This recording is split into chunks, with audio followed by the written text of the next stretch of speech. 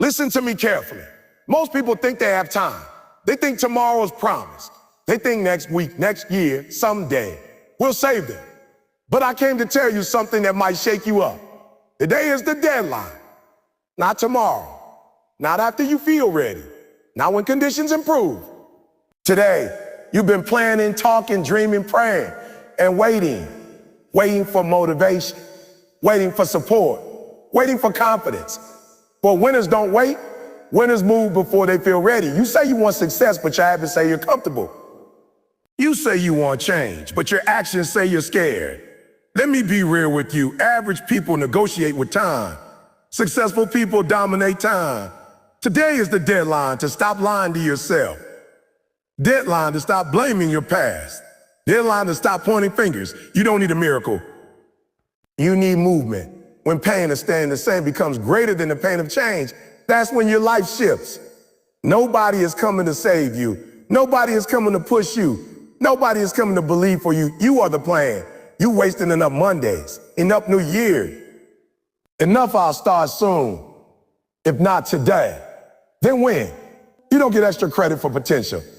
You only get rewarded for execution. So walk like today matters. Work like today matters. Pray like today matters.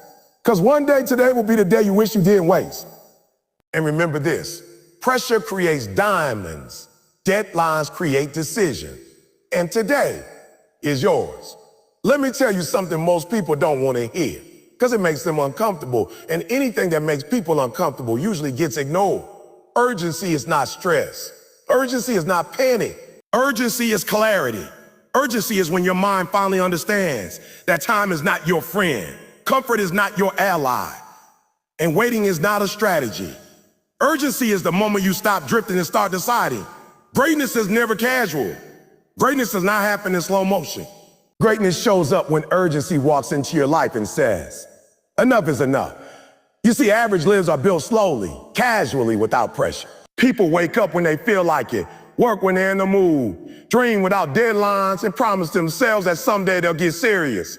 But greatness is built under pressure. Greatness is born when you realize that every delay is a decision, every excuse is a vote against your future, and every wasted hour is something you will never get back. Urgency changes how you see the clock. It turns time into something valuable, something dangerous, something you respect. Most people think urgency is optional. They believe they can turn it on later when life forces them to. But by the time life forces urgency on you, the cost is higher. Then urgency comes dressed as regret, disappointment, broken dreams, and missed opportunities. Real winners don't wait for urgency to arrive as pain. They choose urgency as a lifestyle. They move before life pushes them. They act before consequences knock. They understand that the window does not stay open forever. Urgency sharpens your focus. When time feels unlimited, distractions feel harmless. Social media doesn't seem dangerous. Procrastination feels normal. Laziness feels justified. But when urgency steps in, suddenly you see clearly. You realize that not everything deserves your attention. You stop arguing with yourself about what matters. You stop entertaining nonsense. Urgency makes priorities obvious. It strips your life down to what actually counts. And once that happens, greatness has space to grow. Think about it. When do people perform at their best? When the deadline is close. When the pressure is real. When failure is not an option. That's not an accident. That's human nature responding to urgency. But the mistake most people make is only performing under external deadlines. A boss, a bill, an exam, a crisis. Great people create internal deadlines. They don't wait for someone else to pressure them. They pressure themselves because they know their potential deserves that respect. Urgency kills excuses. Not slowly. Instantly. When something truly matters, excuses don't survive. You don't hear someone say, I was tired when the house is on fire. You don't hear, I wasn't motivated when someone's life depends on action. Excuses only live where urgency is absent. The moment urgency enters the room, excuses run out the back door. And greatness needs a space where excuses cannot breathe. Urgency also exposes what you really want. A lot of people say they want success, but their pace tells a different story. They move like they've got forever. They prepare like tomorrow's guaranteed. They treat their dreams like hobbies instead of responsibilities. But when urgency becomes real, only what truly matters survives. If you say you want something and urgency doesn't change your behavior, then you don't want it. You just like the idea of it. Greatness demands speed, not recklessness, but decisive movement. Urgency doesn't mean rushing blindly. It means acting intentionally without unnecessary delay. It means you stop overthinking every step and start trusting your preparation. It means you understand that imperfect action today beats perfect planning tomorrow. The world does not reward the most prepared person. It rewards the person who moves. Urgency also builds discipline. When time matters, habits matter. You stop negotiating with yourself. You stop hitting snooze on your life. You stop saying, just 5 more minutes, because you realize those minutes add up to years. Discipline grows naturally when urgency is present, because the cost of inconsistency becomes too high. You no longer ask do I feel like it? You ask, does this move me forward? That shift changes everything. Let me be clear about something. Urgency is not about fear. It's about respect for your future, respect for your calling, respect for the sacrifices that came before you and the people who are counting on you, whether they've told you or not. When you move with urgency, you're saying, my life matters too much to waste. That mindset is the foundation of greatness.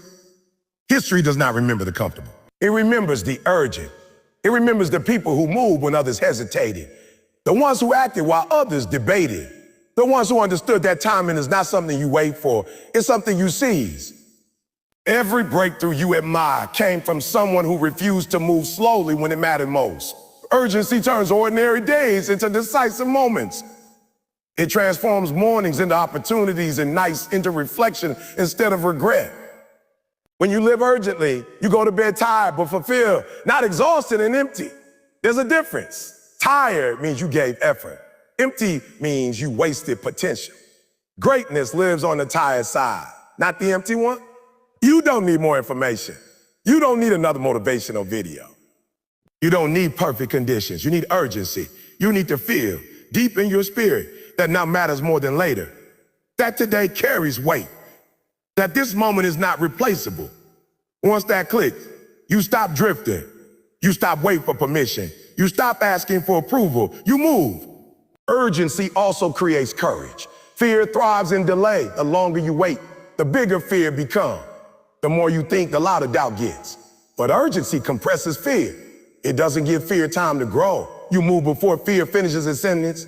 And every time you act urgently, courage becomes a little more natural, a little more automatic, a little more part of who you are. Greatness is not built by people who have more time than you. It's built by people who use time differently than you. They understand that urgency is a decision, not a circumstance. They don't wait for the calendar to scare them. They don't wait for age loss or failure to wake them up. They wake themselves up.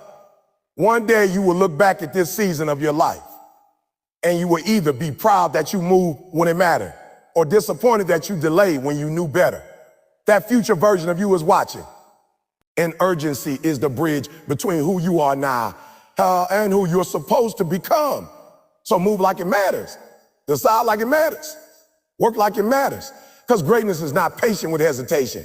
Greatness responds to urgency. And the moment you choose urgency, you stop living on pause and start living on purpose. Let me break a myth right now, because this lie has kept more people stuck than failure ever did. Motivation is not the engine. Action is. Motivation is emotional, temporary, unpredictable. Action is intentional, disciplined, repeatable. If you wait to feel motivated before you move, you have already decided to live an average life. Because motivation comes and goes, but action shows up even when feelings don't. Most people wake up asking themselves one question: do I feel like it today? And depending on the answer, they decide whether they're going to work, grow, push, or quit. That question alone explains why so many dreams die quietly. Winners don't ask how they feel. Winners ask what needs to be done. They move first and motivation follows them like a shadow. Action creates energy. Action creates clarity. Action creates belief. You don't get motivated and then act. You act and then motivation shows up. That's how it works in real life. Think about it. When you're sitting still, overthinking, scrolling, complaining, do you feel motivated? No, you feel heavy. But when you take one small step, just one, something changes. Your blood starts moving. Your mind gets sharper. Your confidence wakes up. That's not magic. That's action doing its job. Motivation is unreliable because it depends on mood, sleep, weather, praise, and comfort. Action depends on a decision, and decisions are powerful. When you decide to act regardless of how you feel, you stop being a victim of your emotions and start becoming a leader of your life. Greatness begins the moment you stop letting feelings vote on your future. People say, I'll start when I feel ready. But readiness is a myth. Nobody feels ready for the hard things that matter. You don't feel ready to change your life. You don't feel ready to sacrifice. You don't feel ready to discipline yourself. You act anyway, and through action, readiness is built. Confidence is not something you wait for. Confidence is something you earn through repeated action. Action also silences doubt. Doubt loves idle minds. The more time you spend thinking, the more doubts you invent. Or what if I fail? Or what if I'm not good enough? Or what if people judge me? But action doesn't give doubt a microphone. When you're busy working, building, learning, improving, doubt gets quieter. You still hear it, but it no longer controls you. Let's be honest. A lot of people are stuck because they lack motivation. They're stuck because they're addicted to comfort. Motivation sounds good because it feels easy. Action feels heavy because it demands responsibility. Action demands consistency. Action demands sacrifices uncomfortable, but discomfort is the price of growth. You can pay that price now through action, or you can pay a higher price later through regret. Action teaches lessons, motivation never will. Motivation talks. Action educates. Action educates. You learn what works by doing. You learn what doesn't by failing forward. You gain skills by practicing, not by visualizing. The world doesn't reward intentions. It rewards output. It rewards effort. It rewards execution. Action is the only language success understands. Here's something people don't like to hear. You don't need to know the whole plan to take the next step. Waiting for clarity before acting is another form of procrastination. Clarity comes from movement. When you start, you see things you couldn't see before. Doors appear once you're walking, not while you're standing still staring at the map. Action reveals the path. Action also builds identity. Every time you act, you are voting for the type of person you are becoming. When you work out, even when you don't feel like it, you are becoming disciplined. When you study when you're tired, you are becoming focused. When you show up when it's inconvenient, you are becoming reliable. Motivation doesn't change who you are. Action does. You don't rise to the level of your goals. You fall to the level of your habits. And habits are built through repeated action, not repeated inspiration. Inspiration is a spark. Action is the firewood. Without action, inspiration dies quickly. With action, even a small spark can turn into something powerful. Action exposes commitment. Anyone can feel motivated after watching a video or hearing a speech. But commitment shows up when nobody is watching, when the music stops, when the feeling fades. Action is proof. It's evidence. It's the receipt that shows you're serious. Without action, motivation is just entertainment. And let me tell you something else. Action doesn't have to be perfect. Perfection is another excuse wearing a fancy outfit. People say, I'm waiting to get better. I'm waiting to learn more. I'm waiting to be ready. Meanwhile, time keeps moving. Action in perfectly executed beats perfection perfectly imagined every single time. You can adjust while moving. You can't adjust while standing still. Action also creates momentum, and momentum is dangerous in a good way. Once you start, it becomes easier to continue. One win leads to another. One completed task builds belief for the next. Momentum turns discipline into rhythm, but momentum only responds to motion. No motion, no momentum. No momentum. Motivation asks, how long will this take? What can I do right now? That question changes everything. Right now is manageable. Right now is realistic. Right now removes overwhelm. Big dreams scare people because they focus on the entire mountain. Action focuses on the next step. And step by step, mountains get climbed. The truth is, motivation is emotional comfort food. It feels good in the moment, but doesn't sustain you. Action is nutrition. It's not always exciting, but it builds strength. And strength is what carries you through the days when motivation disappears. Because it will disappear. That's not a flaw. That's reality. Action also builds trust with yourself. Every time you say you'll do something and then actually do it, you build self-trust. And self-trust is powerful. When you trust yourself, you stop seeking validation. You stop needing approval. You stop waiting for encouragement. You become your own proof. Motivation can't give you that. Only action can. You don't need to feel powerful to act. Acting is what makes you powerful. You don't need confidence to begin. Beginning is what creates confidence. Stop reversing the order. Stop putting feelings first. Feelings follow behavior, not the other way around. If you're waiting for motivation, you're putting your future in the hands of something you can't control. If you choose action, you take control back. You decide. You move. You build. One step at a time, one action at a time, one disciplined choice after another.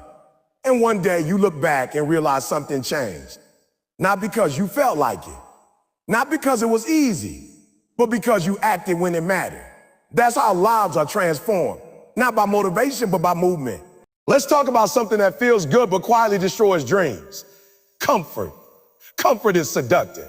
It doesn't attack you. It doesn't scare you. It doesn't threaten you. It whispers. It tells you that you deserve rest before the work is done. It tells you that you can start tomorrow. It tells you that where you are is good enough. And that's exactly why comfort is so dangerous. It doesn't feel like an enemy, but it is the most patient one you will ever face. Comfort makes average feel normal. It makes potential feel optional. It convinces you that survival is success.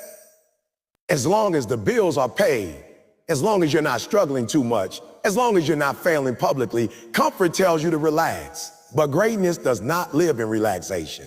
Greatness lives in strain and effort, in moments where you would rather stop but decide to continue anyway. The problem with comfort is not that it feels good. The problem is that it keeps you exactly where you are. Growth requires resistance. Muscles grow by tearing. Minds grow by being challenged. Character grows by being tested.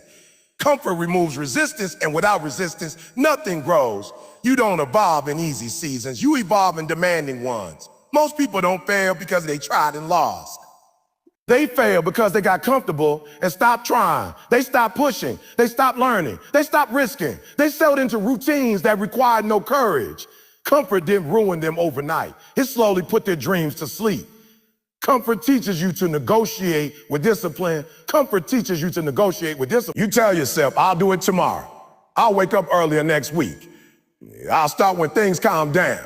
And those negotiations never end.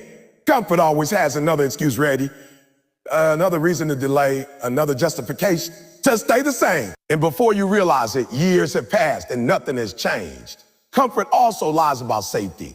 It makes you believe that staying where you are is safer than stepping into the unknown. But staying the same is not safe, it's familiar. There's a difference.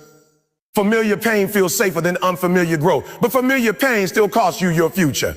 The risk of change feels scary, but the cost of comfort is invisible until it's too late. Growth requires discomfort because discomfort forces adaptation. When life pushes you, you learn how strong you are. When life stretches you, you discover abilities you didn't know you had. But comfort never asks you who you could become.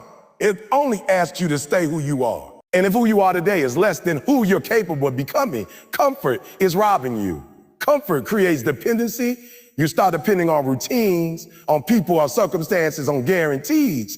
And the moment those things are threatened, fear shows up. But when you train yourself to live slightly uncomfortable, change doesn't scare you as much.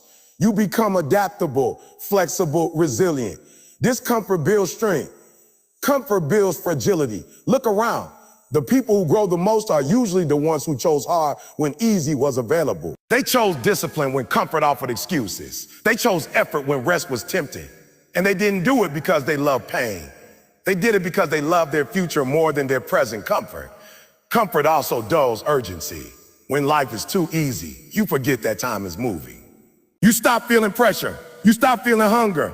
You stop feeling that internal fire that says, I need more. Comfort turns ambition into nostalgia.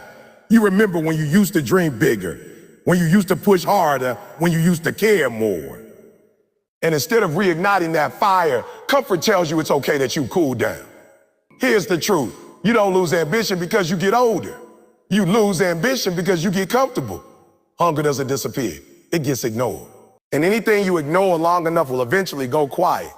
Comfort also changes how you define success. You stop asking, am I growing? And start asking, am I okay? You stop measuring progress and start measuring convenience. And once convenience becomes the goal, greatness is no longer possible. Greatness demands inconvenience. It demands sacrifice. It demands that you give up what feels good now for what will feel right later. Discomfort is not punishment, it's preparation. It's preparation. Every uncomfortable season is training you for something bigger, teaching you patience, teaching you discipline, teaching you endurance. But comfort teaches nothing. It only maintains. And maintenance is the opposite of growth. Many people pray for change but protect their comfort. They ask for new results but refuse new habits. They want different outcomes but keep choosing familiar behaviors. Change cannot coexist with comfort. One has to go. Either you let go of comfort or you let go of growth. Comfort also weakens discipline. When things feel easy, discipline feels unnecessary. You start relying on mood instead of commitment. You wait to feel like working. You wait to feel inspired. But discipline is built when you act without feeling like it. And comfort constantly gives you permission not to act. The scariest part about comfort is that it doesn't feel wrong. It feels earned. You tell yourself you deserve a break. And rest is important, yes, but rest without purpose becomes stagnation. There's a difference between recovery and avoidance. Comfort often disguises avoidance as self-care. True self-care sometimes looks like doing the hard thing you've been avoiding. Growth begins where excuses end. And excuses usually wear the mask of comfort. I'm tired. I've had a long day. I'll do it later. Comfort makes excuses sound reasonable. But reasonable excuses still lead to unreasonable regret. Discomfort sharpens you. It forces you to prioritize. It forces you to focus. It forces you to decide what really matters. When life is comfortable, you drift. When life is challenging, you choose. And greatness is built on choices, not circumstances. If you want more, you must be willing to feel more. More effort, more pressure, more responsibility, more discomfort. You cannot expand your life without expanding your tolerance for discomfort. The size of your comfort zone determines the size of your results. Comfort tells you to protect your energy. Growth tells you to invest it. Comfort tells you to stay safe. Growth tells you to take calculated risk. Comfort tells you to slow down. Growth tells you to lean in. One leads to stagnation. The other leads to transformation. One day, comfort will cost you more than discomfort ever did. It will cost you the life you could have lived, the version of you that never showed up, the potential that stayed unused. And that cost is far heavier than any temporary struggle. So choose discomfort intentionally. Choose challenge on purpose. Choose growth even when comfort is calling your name. Because comfort is not neutral. It is actively working against your future. And the moment you step outside of it, even just a little, you give greatness a chance to breathe. Let me tell you something that needs to sink deep. Because a lot of people are carrying chains that no longer exist. Your past has power only if you keep giving it permission. What happened to you may have shaped you, but it does not have the authority to sentence you. Too many people are living life like they're on parole for mistakes they already paid for. They wake up every day rehearsing what went wrong instead of deciding what's next. Your past is information, not a life sentence. It's a chapter, not the whole book. But some of you keep rereading the same chapter, wondering why the story never changes. You cannot build a new future while constantly visiting an old pain. At some point, reflection turns into resonance, and that's where people get stuck. Yes, you failed. Yes, you messed up. Yes, you made decisions you're not proud of. But hear me clearly. The fact that you can recognize that means you are already different from the person who made those choices. Growth begins with awareness. If you can see the mistake, you are no longer trapped in it. But instead of using the past as a lesson, many people use it as an excuse. The past becomes a prison when you let guilt define you. Guilt says, I did something wrong. Shame says, I am something wrong. Guilt can teach you. Shame paralyzes you. And too many people confuse the two. They don't just regret what they did. They believe they are unworthy because of it. That belief is heavier than any failure. Your past also becomes a prison when you keep replaying moments you cannot change. You keep asking the what if questions that have no answers. What if I tried harder? What if I chose differently? What if I started earlier? But what if I does not move you forward? It only keeps you mentally stuck in a time you can't revisit. The only useful question is a what now? Some people stay locked in their past because it's familiar. As painful as it was, it's known territory. The future, on the other hand, demands courage. It demands responsibility. It demands that you show up as someone new, and that's scary. So instead of risking growth, people cling to old identities. I'm the person who always fails. I'm not good at that. Or people like me don't succeed. Those are prison bars made of words. Your past experiences do not define your capacity. They reveal where you were, not where you're capable of going. Just because something didn't work before doesn't mean it won't work now. You have more knowledge now, more maturity, more perspective, more strength. But if you keep seeing yourself through the lens of your past, you'll never give your present a fair chance. Let's talk about other people's opinions, because for many, that's the real prison. You're not just carrying your own past. You're carrying how people remember it. They remember your mistakes. They remember your lowest moments. And every time you think about changing, you hear their voices. That's not you. You tried that before. You will never change. But here's the truth. People are allowed to remember you as who you were. You are allowed to move on. You do not need permission to grow. You do not need approval to evolve. And you definitely don't need to stay the same just to make other people comfortable. Growth often confuses people who only know the old version of you. That confusion is not your responsibility. Your past also becomes a prison when you romanticize it. Some people are stuck not because the past hurt, but because it felt good. They keep chasing old glory, old success, old relationships, old seasons, and they measure everything new against what once was. But life moves forward, not backward. What worked in one season may not work in another. Holding on too tightly to yesterday can block tomorrow. There are lessons in your past, but there is no life there. Life is happening now. Strength is built now. Change is decided now. You cannot go back and fix it, but you can go forward and redeem it. Redemption doesn't erase the past. It gives it meaning. Your struggles can become someone else's survival guide if you stop hiding from them. Your past is not your prison unless you stop growing. As long as you're learning, adjusting, improving, you are free. Freedom is not the absence of history. It's the presence of progress. The moment you commit to progress, the walls start coming down. Some of you are blaming your past for habits you refuse to change. Trauma explains behavior, but it does not excuse staying the same forever. At some point, healing requires responsibility, not blame, responsibility. Responsibility says, this happened to me, but I choose what happens next. That choice is where power lives. Let's be clear. Forgiveness is not about pretending it didn't happen. It's about refusing to let it control you. Forgiving yourself does not mean minimizing the damage. It means acknowledging it and deciding not to be defined by it. You can't build confidence while constantly punishing yourself. You can't move forward while dragging yesterday behind you. Your past will try to remind you of who you were when you attempt to become who you're meant to be. You're meant to be. That resistance is normal. Growth always triggers old memories, but memories are not commands. They are reminders. And you get to decide what they remind you of, your weakness or your resilience. Every strong person you admire has a past they had to overcome. They didn't become strong because life was easy. They became strong because they refused to let their worst moments become their final identity. They learned, they adapted, they kept moving. And so can you. You don't owe your past loyalty, you owe your future effort. You don't honor your pain by staying stuck in it. You honor it by rising above it. The goal is not to erase your story. The goal is to finish it well.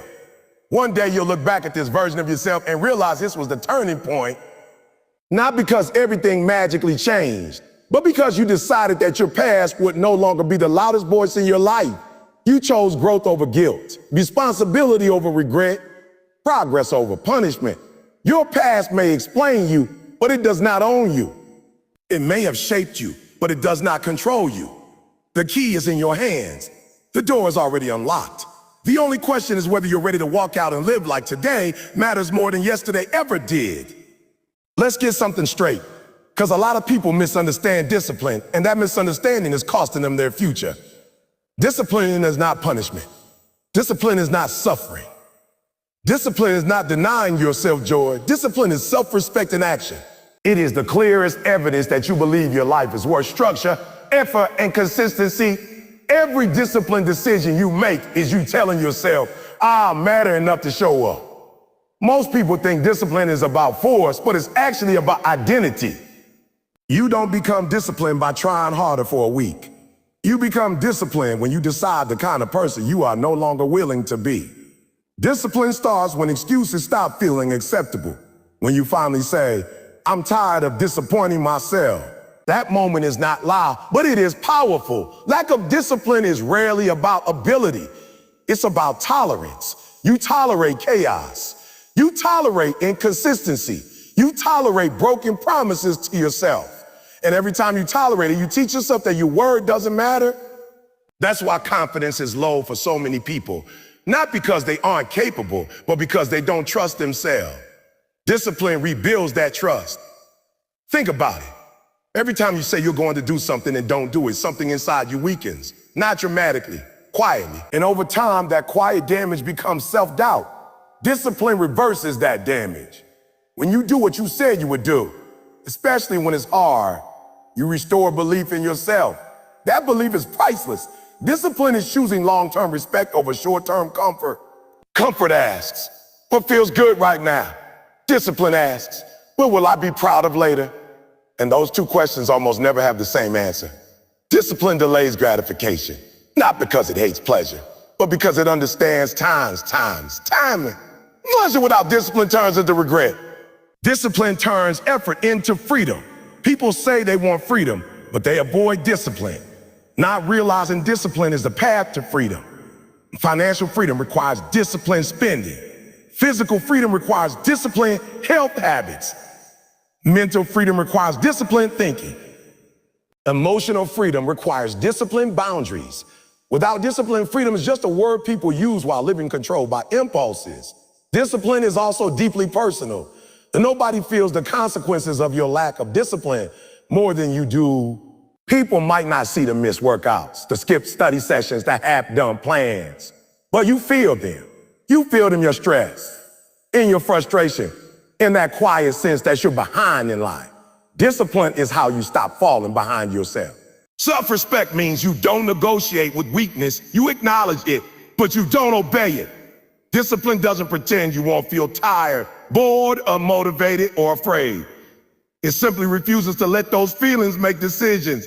Feelings are weather. Discipline is climate, weather changes daily. Climate shapes the environment. A disciplined life is not a rigid life. It's a focused one. Discipline gives your energy direction. Without it, your energy leaks everywhere. You start things you don't finish. You want change but avoid commitment. You dream but don't execute. Discipline gathers your scattered effort and turns it into momentum. Here's the hard truth. Nobody is coming to give you discipline. You won't wake up one day magically transformed. Discipline is built through small, repeated acts of self-respect. Waking up when you said you would. Doing a task even when it's boring. Saying no to distractions that steal your future. These moments seem small, but they stack. And stacks build lives. Discipline is also how you honor your potential. Potential without discipline is just frustration. You know you could be more, but you don't see evidence of it in your actions. That gap between who you are and who you know you could be is painful. Discipline closes that gap. Not overnight, but steadily. People often confuse discipline with perfection. That's another trap. Discipline is not about never failing. It's about not quitting on yourself when you do. A disciplined person doesn't collapse after a bad day. They reset. They recommit. They understand consistency beats intensity. They don't need to be extreme. They need to be reliable. Self-respect also means setting standards. Discipline is living by standards, not moods. Standards say, this is how I show up, regardless. Without standards, you live reactively. You let circumstances decide your effort. Discipline flips that. You decide first, then act accordingly. Look at areas where you feel insecure. That insecurity usually points to a lack of discipline somewhere. Not judgment, just information. If you feel insecure about your body, your finances, your skills, your future, there's probably a habit you've been avoiding. Discipline isn't about shame, it's about ownership. Ownership is empowering. Discipline teaches patience. It trains you to work without immediate reward, and that ability is rare. Most people quit because results don't show up fast enough. Discipline understands delay. It understands that roots grow before fruit shows, that effort compounds quietly before it becomes visible. And those who stay disciplined long enough eventually look lucky to others. Self-respect also means protecting your time. Discipline says no to things that don't align with your goals. Not because they're bad, but because they're distracting. Every yes is a no to something else. Discipline makes those choices intentional instead of accidental. Discipline is not loud. It doesn't need applause. It happens early in the morning, late at night when nobody is watching. That's why it's powerful. It builds character in private that produces results in public. People admire outcomes without seeing the discipline behind them. That discipline is the foundation. A disciplined mind is calm, not because life is easy, but because chaos is managed. You know what needs to be done, and you do it. That clarity reduces anxiety. Indecision creates stress. Discipline creates direction. You don't become disciplined by hating yourself in the chain. You become disciplined by respecting yourself enough to stop self-sabotage. Discipline says, I refuse to be my own obstacle anymore. That decision is an act of self-love, even if it feels uncomfortable at first. There will be days when discipline feels heavy, days when comfort calls loudly. That's normal. Discipline is not about eliminating resistance. It's about choosing despite. Every time you choose discipline in those moments, you strengthen a muscle most people never train. Discipline also creates pride, the kind that doesn't need validation.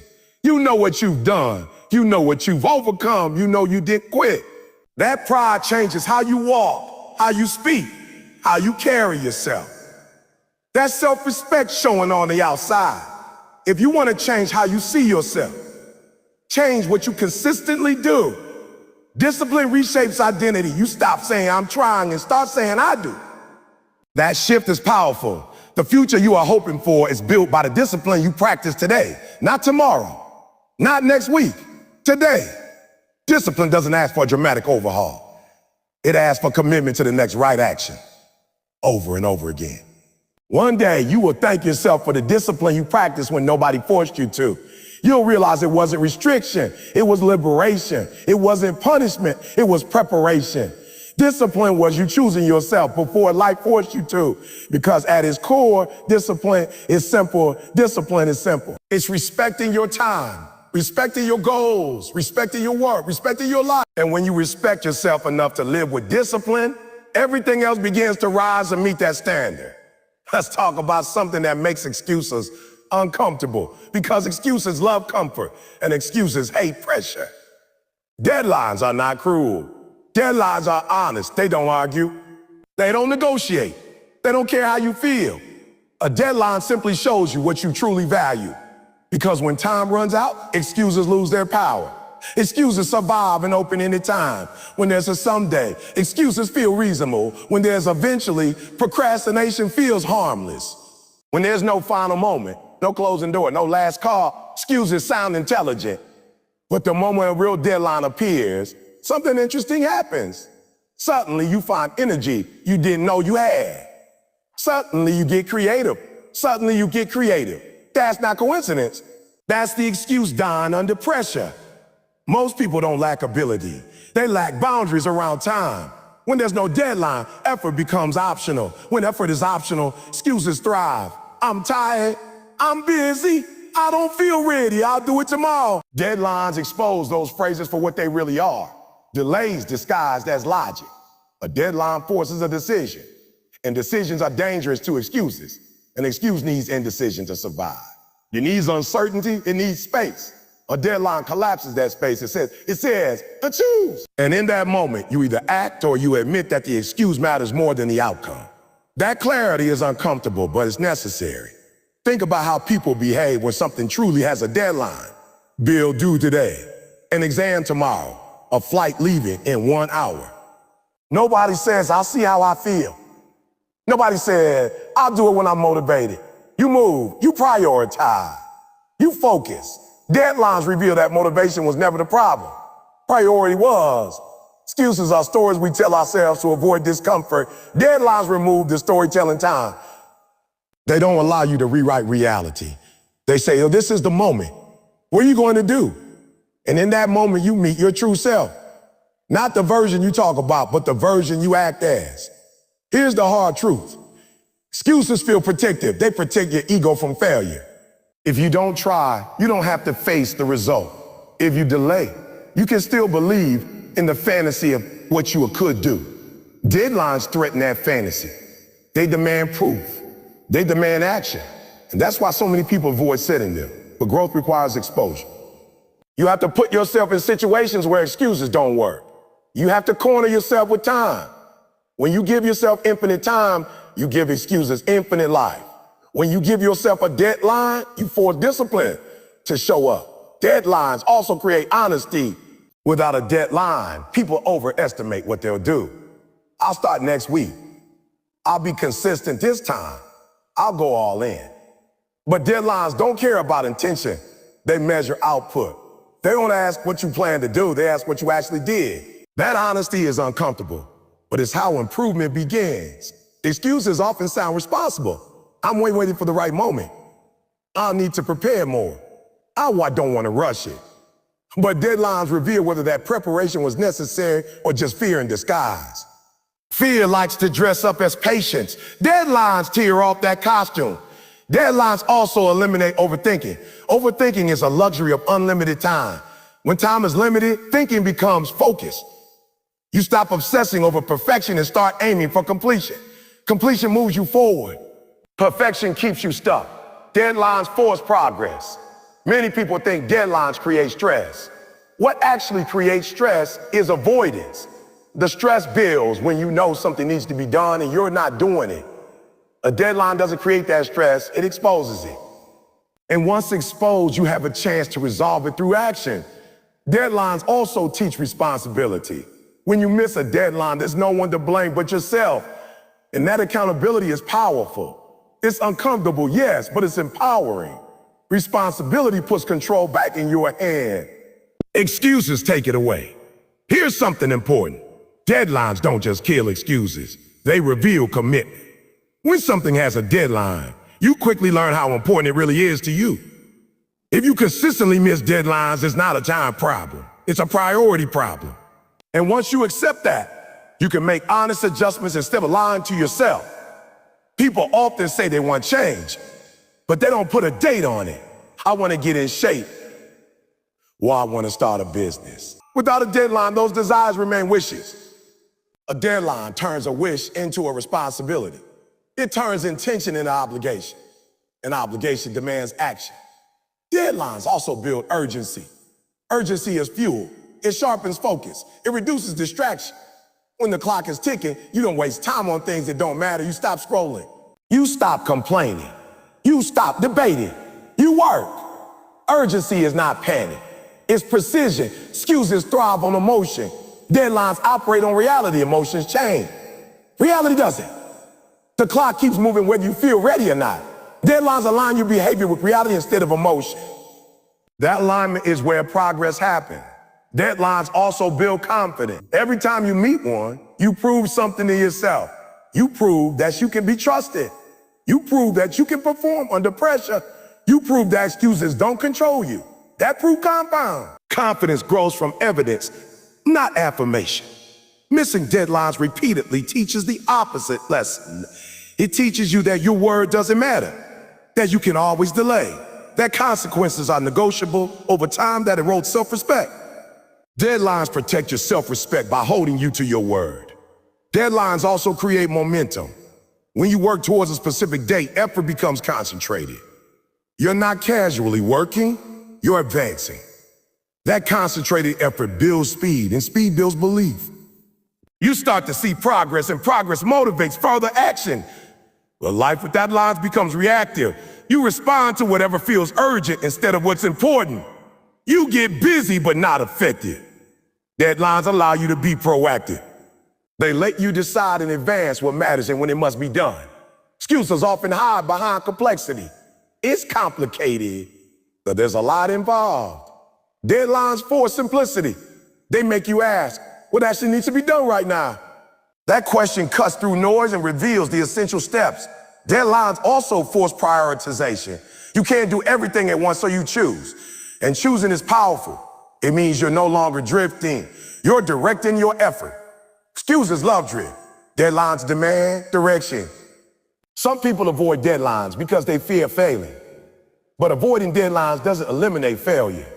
It delays growth. Failure with a deadline teaches you more than endless preparation without one. Deadlines turn failure into feedback instead of identity. Deadlines also teach time respect. When you know time is limited, you stop wasting it. You stop treating hours casually. You stop assuming there will always be more. Deadlines remind you that time is finite and that awareness changes behavior. Excuses often rely on external conditions. If things were different, I could. Deadlines don't care about conditions. They care about commitment. And commitment finds a way. Conditions are rarely perfect. Deadlines push you to work with what you have instead of waiting for what you don't. Deadlines also reveal patterns. If you always struggle near deadlines, you learn where your discipline needs work. If you always finish at the last minute, you learn about your relationship with pressure. Awareness leads to adjustment. Adjustment leads to growth. Here's the truth. Your life already has deadlines. You just don't know the dates. Opportunities expire. Energy changes. Seasons pass. Waiting does not freeze time. It lets time decide for you. Creating your own deadlines is how you take control before life forces its own. Deadlines are not about being harsh with yourself. They're about being honest. They say, this matters enough to deserve a time frame. When you don't give something a deadline, you're quietly saying it doesn't matter that much. And your actions will follow that belief. Deadlines also protect your dreams. Dreams without deadline become regrets. Dreams with deadlines become plans. Plans become actions. Actions become results. Deadlines are the bridge between imagination and reality. You don't need more willpower. You need more structure. Deadlines provide structure. They reduce reliance on emotion and increase reliance on systems. Systems outperform feelings every time. Excuses hate exposure. Deadlines expose them. Deadlines expose them. Once exposed, excuses lose credibility. They sound weak. They feel hollow. And once you see them for what they are, it becomes harder to believe them again. Living with deadlines changes how you see yourself. You stop seeing yourself as someone who means well and start seeing yourself as someone who delivers. That identity shift is powerful. Deadlines don't guarantee success, but they guarantee honesty. They show you where you stand. They show you where you stand. They show you what you're willing to do. And that clarity is the foundation of change. If you want to eliminate excuses from your life, stop arguing with them. Stop analyzing them. Stop justifying them. Set deadlines that make excuses irrelevant. When time is tight, truth shows up. Because in the end, excuses don't disappear because you understand them. They disappear because you outgrow them. And deadlines are one of the fastest ways to grow. Pressure has a bad reputation, mostly because people confuse it with punishment. They think pressure is something to fear, something to avoid, something that means life is going wrong. But pressure is not your enemy. Pressure is a revealer. Pressure doesn't create what's inside you, it exposes it. When life squeezes you, what comes out is what was already there. And that's why pressure is one of the most powerful tools for discovering purpose. You don't really know who you are when everything is easy. Easy days don't ask questions. Comfortable seasons don't demand answer. But pressure shows up and asks, who are you really? Not who you say you are, not who you want to be. Who you are when there's no safety net, no applause, no guarantee. That's when purpose starts to show itself. Most people run from pressure because it feels uncomfortable. It feels heavy. It feels unfair. Discomfort is not a sign that something is wrong. Often it's a sign that something important is happening. Pressure forces you to stretch, and stretch reveals capacity. You don't discover strength by staying relaxed. You discover it by being tested. Think about it. Nothing valuable is created without pressure. Diamonds don't form in comfort. Muscles don't grow without resistance. Skills don't sharpen without challenge. Character doesn't develop without adversity. Pressure is the environment where transformation happens. Without it, everything stays the same. Pressure strips away distractions. When life gets serious, trivial things lose importance. You stop worrying about opinions. You stop wasting energy on nonsense. You stop procrastinating on what matters. Pressure clarifies priorities. It forces you to decide what's essential and what's optional. And purpose lives in what's essential. Pressure also removes masks. When things are calm, it's easy to pretend. Easy to say the right things. Easy to play a role. But under pressure, pretending is exhausting. You default to what's real. And that's not a bad thing. That's honesty. Pressure shows you where you're strong and where you need growth. Many people discover their purpose not in moments of comfort, but in moments of crisis. When something goes wrong, when life changes unexpectedly, when plans fall apart, when support disappears. In those moments, something inside you wakes up. You find courage you didn't know you had, creativity you never accessed, determination you never needed before. That awakening is purpose knocking. Pressure forces responsibility. When things get tight, excuses stop working. You can't blame circumstances forever. At some point, you have to decide how you're going to respond. That decision is powerful. Response is where purpose begins. Two people can face the same pressure and walk away with completely different outcomes. The difference is not the pressure, it's the response. Pressure also builds resilience. Every time you survive a hard season, you carry proof with you.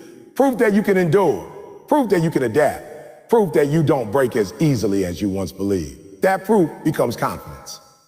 Quiet confidence. The kind that doesn't need validation. That confidence shapes purpose because you stop asking, how can I? And start asking, what's next? A lot of people want purpose without pain. They want calling without cost, meaning without struggle. But purpose that costs nothing is usually shallow. Real purpose is forged, not found. It's shaped by resistance, refined by difficulty, strengthened by pressure.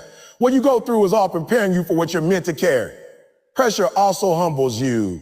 It reminds you that you don't control everything, that you need help, that you need growth, that you need discipline. Humility opens the door to learning, and learning is essential for purpose. Arrogance blocks growth, pressure breaks arrogance. Under pressure, you learn what matters to you. Not what you say matters, but what you actually fight for. Everything can't be saved, you choose. And those choices reveal your values. Purpose aligns with values, not convenience. Pressure forces alignment. Pressure also exposes commitment. When things get hard, half-hearted goals fall apart. Only what you're truly committed to survives pressure. If you quit at the first sign of resistance, it wasn't purpose. It was interest. Purpose stays even when the cost rises. Many people think pressure means they're failing. But pressure often means you're leveling up. New levels bring new resistance. New responsibility brings new weight.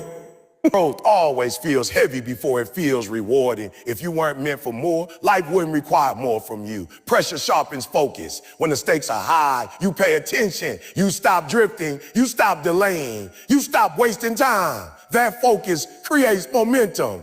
Momentum creates progress. Progress reveals direction, and direction leads to purpose. Pressure also reveals leadership. Leaders don't emerge in easy times. They emerge when things go wrong. When answers are unclear, when fear is present, when people are unsure. Pressure reveals who can stand, who can think, who can act. Even if you never saw yourself as a leader, pressure may reveal leadership qualities you didn't know you had. Pressure teaches problem solving. When comfort disappears, creativity appears. You stop relying on convenience and start relying on thinking. You adapt, you innovate, you find ways. That skill stays with you long after the pressure passes. Purpose often involves solving problems others avoid. Pressure trains you for that role. Pressure also deepens empathy. When you struggle, you understand others who struggle. When you've been under pressure, you recognize it in others. That understanding can become part of your purpose. Many people are called to help, guide, teach, or support because they walk through pressure themselves. Pressure removes entitlement. It reminds you that nothing is guaranteed. That effort matters. That preparation matters. That humility matters.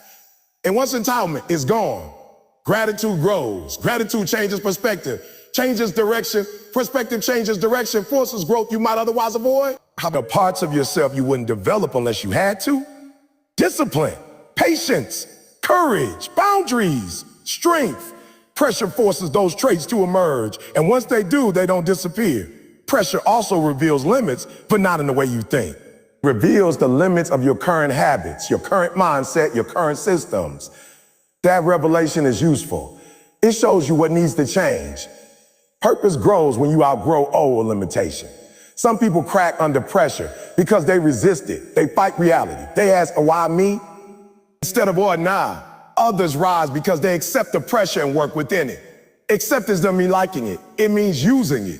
Pressure can crush you or shape you. The difference is how you respond. Pressure also builds authority.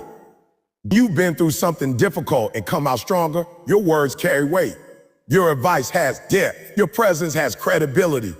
Purpose often involves influence, and influence is built through experience, not theory. Pressure teaches patience. You can't rush growth. You can't shortcut maturity. Pressure forces you to endure. Endurance develops character. Character sustains purpose. Pressure also clarifies identity when things are stripped away. Titles, routines, comfort, you're left with who you really are.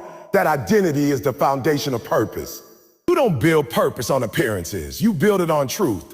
Pressure forces you to prioritize your inner life. When external things shake, you either strengthen internally or collapse.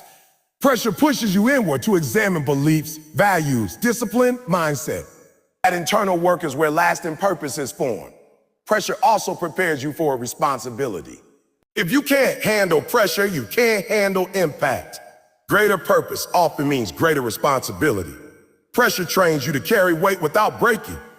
Many people look back on their hardest seasons and realize those seasons shaped them the most. Later, it feels necessary. Pressure often makes sense in hindsight because it was building something you couldn't see yet. Pressure teaches you to trust process. Not everything resolves quickly. Not every answer comes immediately. Pressure teaches you to keep showing up even when results are delayed. That consistency is essential for purpose. Pressure also forces courage. Fear doesn't disappear under pressure. It becomes unavoidable. You either face it or freeze. Facing fear builds bravery, and bravery expands possibility. Purpose requires courage because it often asks you to step beyond comfort. Pressure reveals faith. Not just spiritual faith, but faith in yourself. Faith that you can endure. Faith that effort matters. Faith that this season has meaning. That belief keeps you moving forward when logic alone can't. Pressure also eliminates illusions. Illusions about control. Illusions about fairness. Illusions about ease. What's left is reality. And purpose must be rooted in reality, not fantasy. Pressure teaches gratitude for progress. Small wins matter more when things are hard. You appreciate steps forward instead of demanding leaps. That appreciation fuels persistence. Pressure also reveals who's with you and who's not. Support becomes clear. Distractions fade. That clarity helps you build healthier relationships aligned with your purpose. Pressure doesn't last forever, but what it builds does. Strength stays. Wisdom stays. Perspective stays. And purpose becomes clearer because of what you've survived. If you're under pressure right now, it doesn't mean you're failing. It may mean you're being shaped. Something in you was being refined. Something in you was being prepared. Pressure is not random. It often shows up before growth, before responsibility, before purpose becomes visible. It's the weight that shapes the vessel. So don't waste pressure by complaining about it. Learn from it, use it. Let it reveal what's inside you. Let it sharpen you instead of breaking you. Because purpose is rarely discovered in comfort. It is revealed when pressure demands more from you than you thought you had. And you find a way to rise anyway. Let's talk about execution. Because this is where dreams either come to life or die quietly. Talent gets praised. Potential gets admired. Intelligence gets celebrated, but execution gets results. And results are the only thing the world responds to. You don't get rewarded for what you could do. You get rewarded for what you actually do. That's why execution is the new talent. In a world full of ideas, action is rare. Most people are not short on ideas. They are short on follow through. They know what they should do. They've watched the videos. They've read the books. They've taken notes. They plan. Planning without execution is just procrastination dressed up as productivity. Execution is what separates dreamers from builders. Talent without execution is wasted potential. You can be gifted and still be stuck. You can be smart and still be struggling. You can have opportunities and still go nowhere. Why? Because talent doesn't move on its own. Talent needs discipline. Talent needs consistency. Talent needs execution to mean anything. Execution is uncomfortable because it exposes you. When you execute, you put yourself on the line. You risk failing publicly. You risk being judged. You risk being wrong. But without that risk, nothing changes. Many people hide behind preparation because it feels safe. Execution feels dangerous. But safety doesn't build futures. Action doesn't require perfection. That's another lie that keeps people stuck. You don't need the perfect plan. You need a working one. You don't need flawless confidence, you need commitment. Execution improves clarity. The more you do, the more you understand. Waiting to understand everything before acting guarantees you'll never start. Execution also demands humility. You have to accept that your first attempts won't be great, that you'll make mistakes, that you'll learn as you go. Pride wants to look good. Execution wants to get better. Pride delays. Execution begins.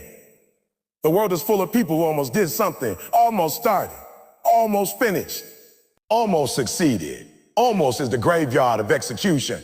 Almost doesn't change lives. Almost doesn't pay bills. Almost doesn't build legacy. Execution does. Execution turns ideas into skills. Thinking doesn't build skill. Doing does. Repetition does. Practice does. You don't become good by imagining success. You become good by showing up repeatedly, adjusting, improving, and continuing even when progress feels slow. Execution also builds confidence. Real confidence doesn't come from affirmations. It comes from evidence. Every time you execute, you collect proof that you can follow through. That proof compounds. Over time, you stop doubting yourself because you've seen what you can do. People often say, I'm not ready. But readiness is earned through execution. You don't prepare and then execute. You execute and become prepared. Waiting to feel ready is just fear being polite. Execution interrupts fear. Execution also kills comparison. When you're busy doing the work, you don't have time to measure yourself against others. Comparison thrives in inactivity. Execution keeps you focused on your own lane, your own progress, your own growth. Execution is not about intensity, it's about consistency. Anyone can work hard for a day. Few can work steadily for months. Execution is showing up when motivation fades, when excitement disappears, when results are delayed. That's where most people quit, and that's why execution is rare. Execution also forces prioritization. You can't execute everything at once. You have to choose. Choosing brings clarity, creates momentum. Momentum fuels execution. It's a cycle that starts with action. In a world addicted to inspiration, execution feels boring. It's repetitive. It's routine. It's not always exciting. But boring work done consistently creates extraordinary results. Execution doesn't look impressive day to day, but it becomes impressive over time. Execution also builds discipline. The more you act, the less you rely on feelings. You stop asking, do I feel like it? And start asking, what needs to be done? That shift is powerful. Feelings fluctuate. Commitments endure. Execution exposes reality. It shows you what works and what doesn't. Ideas sound good in theory. Execution tests them in practice. And practice is the only honest environment. Execution gives feedback. Feedback fuels improvement. Execution also builds resilience. When you execute, you face obstacles. You deal with resistance. You experience setbacks. And every time you work through them, you become tougher. Not emotionally numb, but mentally strong. That strength stays with you. Execution is also how you earn respect. Not through talking, not through promising, through delivering. People trust those who execute. They rely on those who execute. Execution builds credibility without needing explanation. Execution turns pressure into progress. When deadlines approach, executors move. They don't panic. They prioritize. They don't complain. They adjust. Pressure doesn't break them because they're used to acting. Execution also requires ownership. You stop blaming circumstances. You stop waiting for permission. You stop expecting motivation to save you. You take responsibility. Responsibility is heavy, but it's empowering. It puts control back in your hands. Execution makes learning practical. You don't just know concepts, you apply them. Application deepens understanding. Understanding improves execution. It's another cycle that starts with action. Execution also reveals what you truly want. If you consistently avoid executing on something, it's time to question its importance. Execution clarifies desire.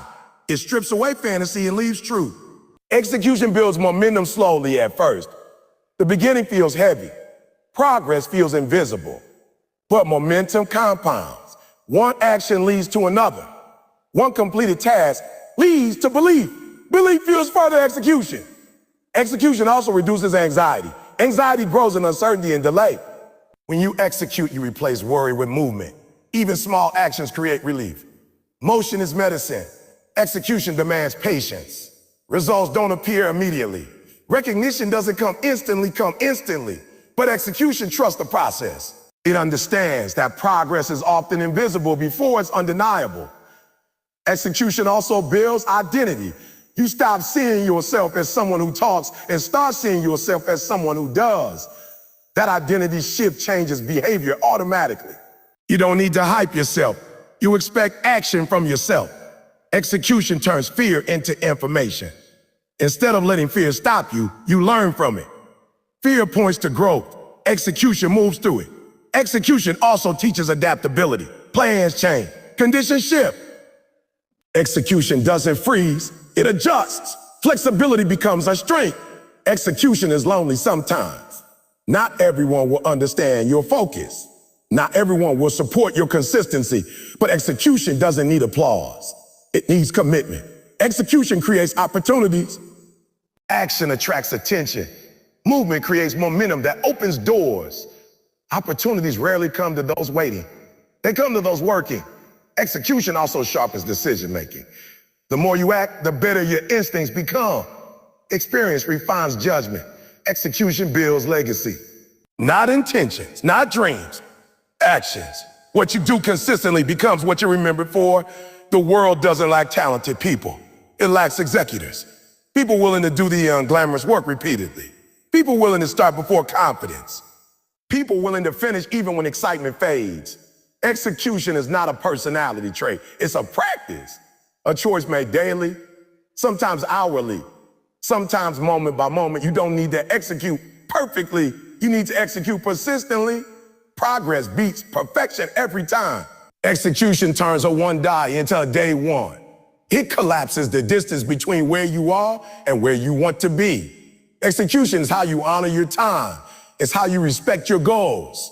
It's how you turn pressure into purpose. At the end of the day, execution is simple, but not easy. It's choosing action over excuses, movement over comfort, responsibility over fantasy. And one day you'll look back and realize it wasn't talent that changed your life. It wasn't luck. It wasn't motivation. It was execution. It was execution. Listen carefully.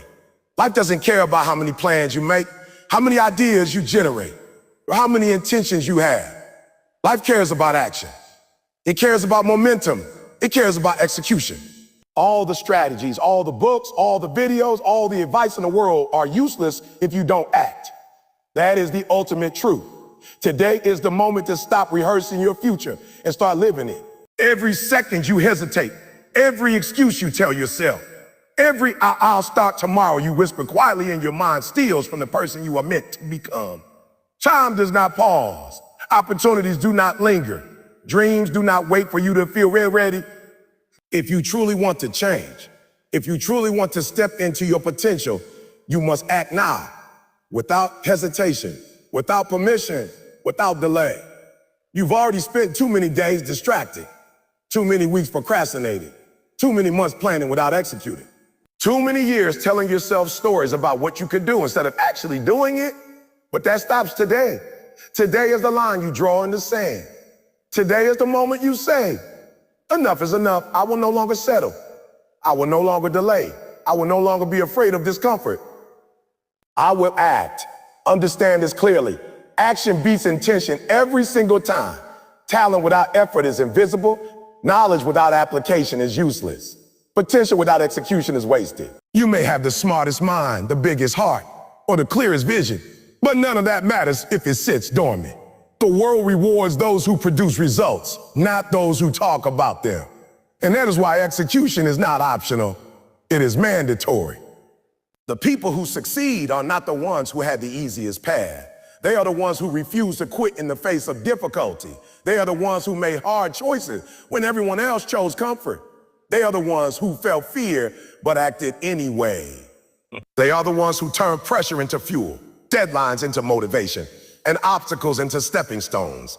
That can be you, but only if you act. Today is your deadline, but it's also your opportunity. Opportunity doesn't arrive with fanfare. Opportunity shows up quietly in the form of a challenge, a nudge, a push. It shows up in pressure, in discomfort, in the moment that forces you to rise or fall. Life doesn't send invitations, it sends tests. And the test for you is this: will you move now or will you wait? Waiting has a cost. Delay has a price. Every time you postpone, every time you rationalize, every time you hide behind excuses, you teach yourself that your potential is negotiable. You teach yourself that your word doesn't matter. You teach yourself that comfort is more important than growth. But growth, freedom, impact, and success do not negotiate. They demand action. They demand discipline. They demand courage. So take responsibility. Own your life. Own your decisions. Own your habits. Stop blaming circumstances. Stop blaming others. Stop waiting for ideal conditions. The truth is, the only conditions that matter are the ones you create through action. The only way to prove yourself is to show up consistently, relentlessly, until progress becomes visible and your life transforms into what you know it could be. You are not your fears. You are not your doubts.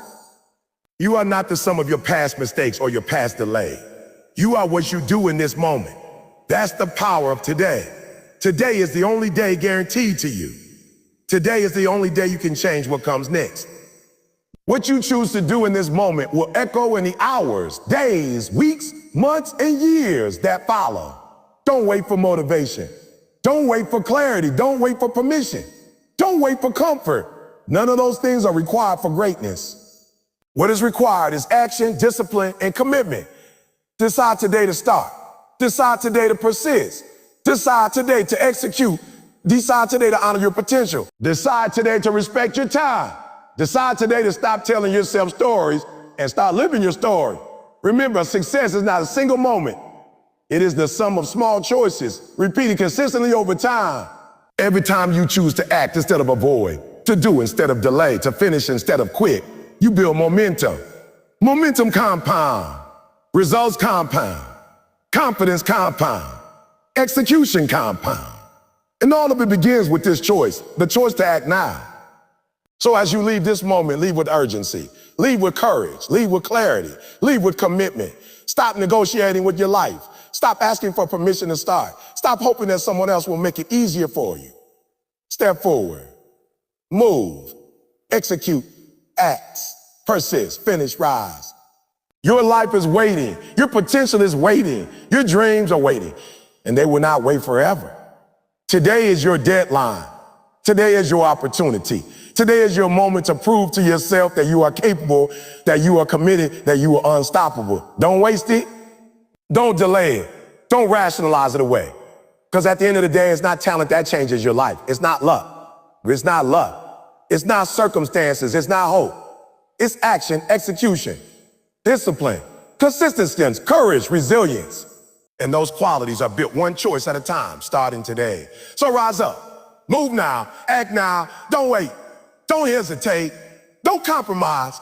Today is your deadline. Today is your turning point.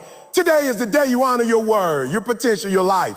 Today is the day you stop dreaming and start doing.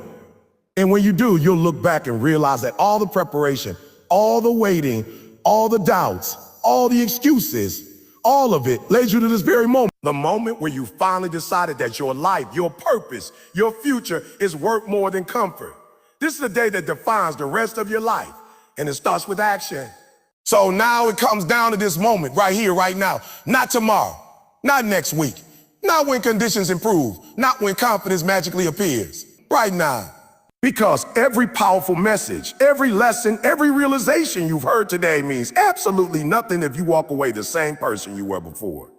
Information alone doesn't transform lives. Decision does. And execution seals that decision. Today is the deadline. Not because someone else said it, not because the clock on the wall said so, but because life has already given you enough time, enough chances, enough warnings, enough reminders. The truth is, you don't need more time. You need more urgency. You don't need another sign. You need action. You don't need more motivation. You need commitment. Some of you have been living on borrowed time emotionally, mentally, spiritually, borrowing from your future while wasting your present, telling yourself you'll get serious soon, promising yourself you'll start after this, convincing yourself that comfort today is worth regret tomorrow. But let me tell you something real. Tomorrow is not guaranteed. And even when it doesn't come with new discipline.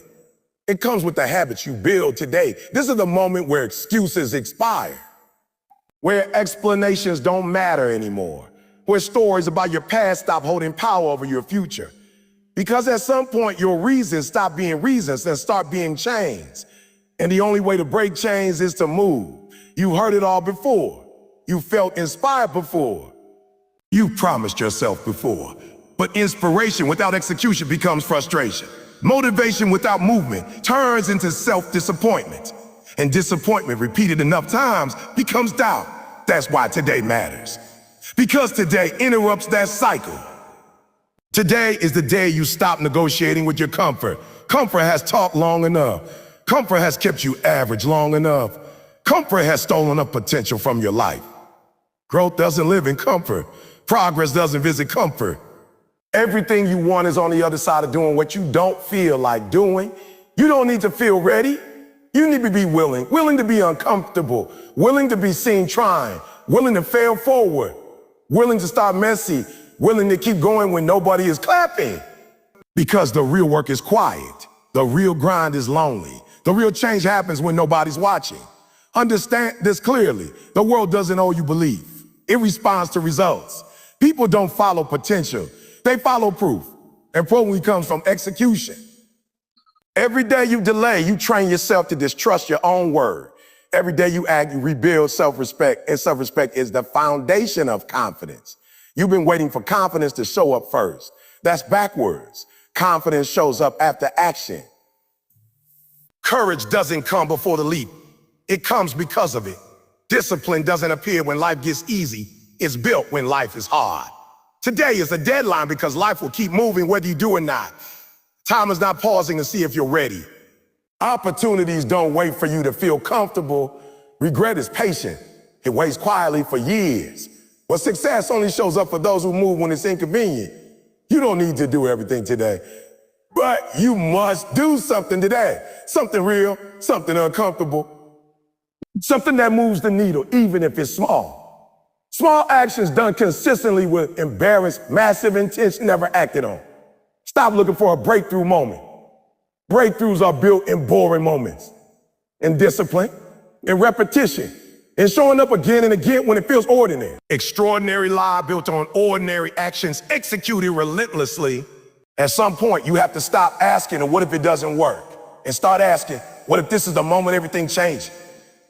Because nothing changes if nothing changes if nothing changes. And nothing changes without action. This is where identity shifts.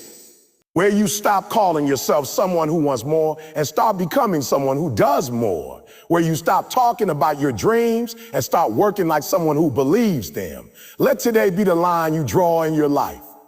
The moment you stop running from your potential, the moment you stop outsourcing responsibility, the moment you stop waiting for permission, you don't need approval to act. You don't need validation to begin. You don't need applause to continue. There will be days when it's hard, days when progress feels invisible, days when doubt creeps in. But remember this, quitting doesn't erase the difficulty. It just transfers it into regret. Discipline is hard. Regret is harder. You owe it to yourself to see what happens when you don't quit, when you don't delay, when you don't talk yourself out of your own greatness. You owe it to the sacrifices you've already made, to the pain you've already survived, to the prayers you've already prayed. One day you'll look back on this moment and realize it was never about talent, never about luck, never about timing. It was about decision, about choosing action when excuses were easier, about choosing discipline when comfort was louder, about choosing growth when fear was convincing. Let today be the day you stop being impressed by what you hear and start being transformed by what you do. Let today be the day you stop watching others live boldly and start living bold with yourself, because deadlines create clarity. And today is the deadline for half belief, half commitment. Today is the deadline for playing small. Today is the deadline for waiting on the version of you that's already here. You don't need a new year. You don't need a new season. You don't need a new situation. You need a new standard. His standards are enforced through action. So stand up in your life. Stand up in your habits. Stand up in your discipline. Stand up in your purpose and move. Not because it's easy, but because it's necessary. Not because you feel ready, but because you're tired of staying the same. Not because fear is gone, but because fear no longer gets to decide. Today is the deadline. And what you do next will define what comes after.